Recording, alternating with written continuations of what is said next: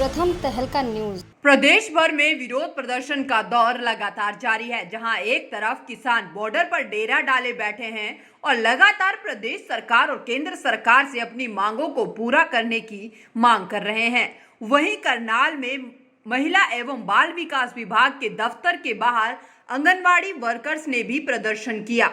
दरअसल आंगनवाड़ी वर्कर्स का कहना है कि जब उन्होंने पहले अपनी मांगों को लेकर कैथल में प्रदर्शन किया था, तब इन पर पुलिस की तरफ से हल्का बल प्रयोग किया गया और बदसलूकी की गई थी, जिसको लेकर कार्रवाई होनी चाहिए। वहीं आंगनवाड़ी वर्कर्स की तरफ से मुख्यमंत्री के नाम एक प्रशासनिक अधिकारियों को ज्ञापन भी सौंपा गया। बता दें कि आंगनवाड़ी वर्कर्स एक बार फिर से सड़क पर उतरी है और सरकार के खिलाफ इस दौरान जमकर नारेबाजी भी की गई।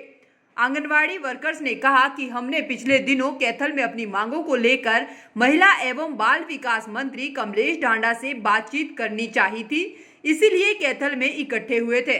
आके सड़कों पे बैठ के नहीं मांग सकते। हम तो वहाँ पे बैठ के बहुत शांति प्रिय धरना कर रहे थे और मंत्री जी का इंतजार कर रहे थे, लेकिन वहाँ पे आके एसडीएम साहब ने एकदम से लाठीचार्ज करवा दिया और वहाँ पे गिरफ्तारियों के वारंट दे दिए। वारंट के बगैर ही मतलब गिरफ्तारियां करवानी शुरू कर दी।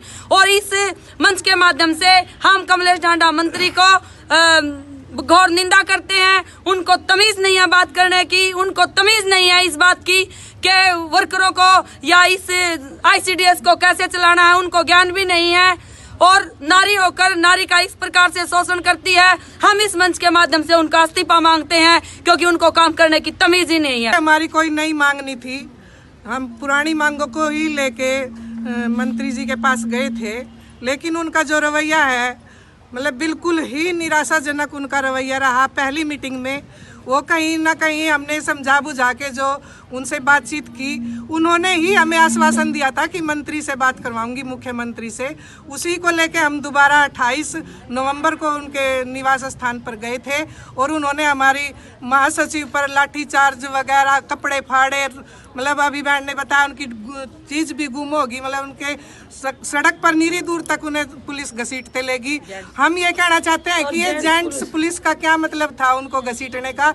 हम ये चाहते हैं कि वो जो पुलिस है उस पर एफआईआर दे रहे, जो उसके तहत उन्हें सजा मिलनी चाहिए।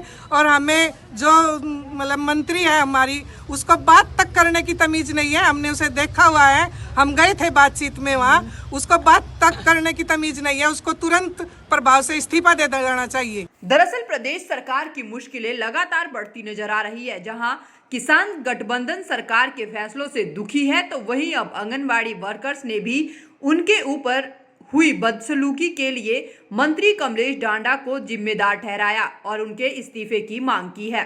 उनका कहना है कि अगर उनकी मांगों पर विचार नहीं किया गया तो फिर से एक बार इकट्ठे होकर बड़ा प्रदर्शन किया जाएगा। हालांकि अब देखना होगा कि सीएम साहब के लिए दिए गए इस ज्ञापन के बाद क्या कोई कार्रवाई होती है या नहीं। प्रथम तहलका के लिए करनाल से अमित भटनागर की रिपोर्ट।